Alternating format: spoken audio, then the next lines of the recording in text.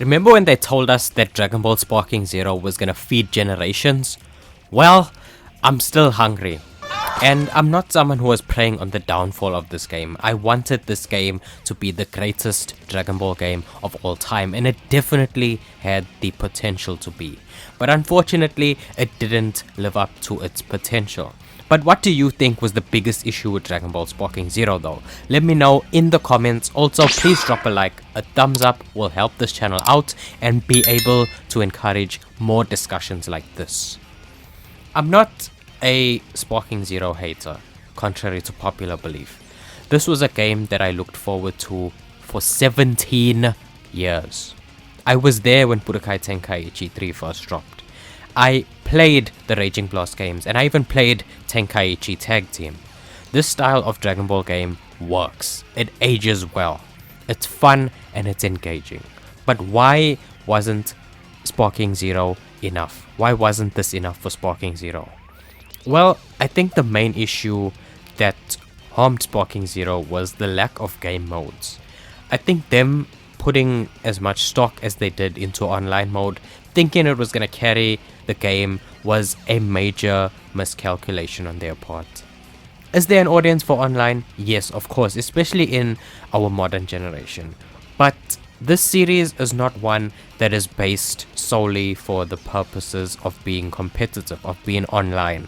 It's meant to be the ultimate Dragon Ball experience. Yes, online is important for this generation, but don't forget what brought you to the dance. The Budokai Tenkaichi games were praised for the care and detail that was placed into every single game mode that was in these games, and for the variety of them. Even when we didn't have online, we still had a ton of things to do.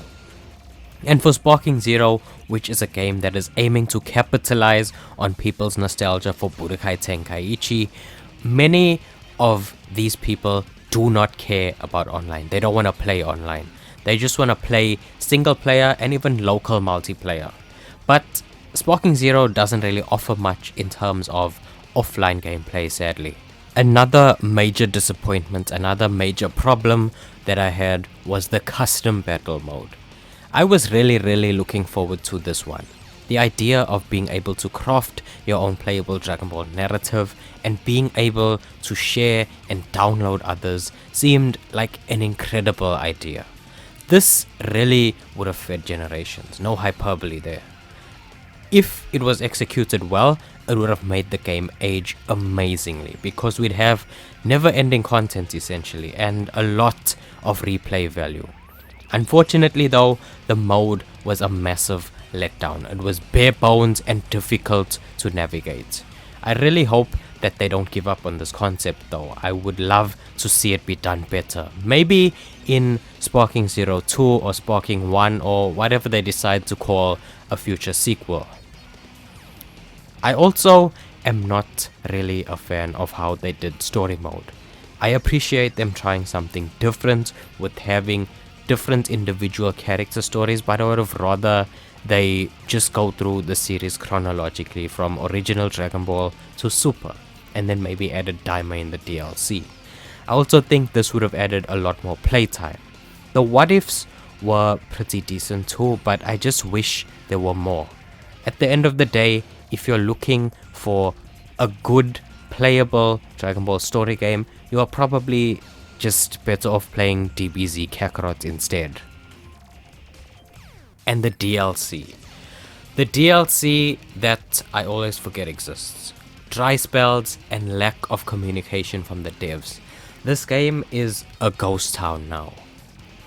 And it's a shame because it had so much buzz and hype for the first couple of weeks and then just immediately fell off a cliff. I'm really sad. Budokai Tenkaichi returned and it came and went. And I know that there's people out there who will defend this game and blame the fans for wanting better, but of course we do. This game was 17 years in the making. The most anticipated Dragon Ball game of all time, and it missed the mark. I'm sad about the tragic fate of Dragon Ball Sparking Zero. But if you want to know how Sparking Zero stacks up against other Dragon Ball games, then click one of the videos on screen right now. Take care, I'll see you there. Peace out.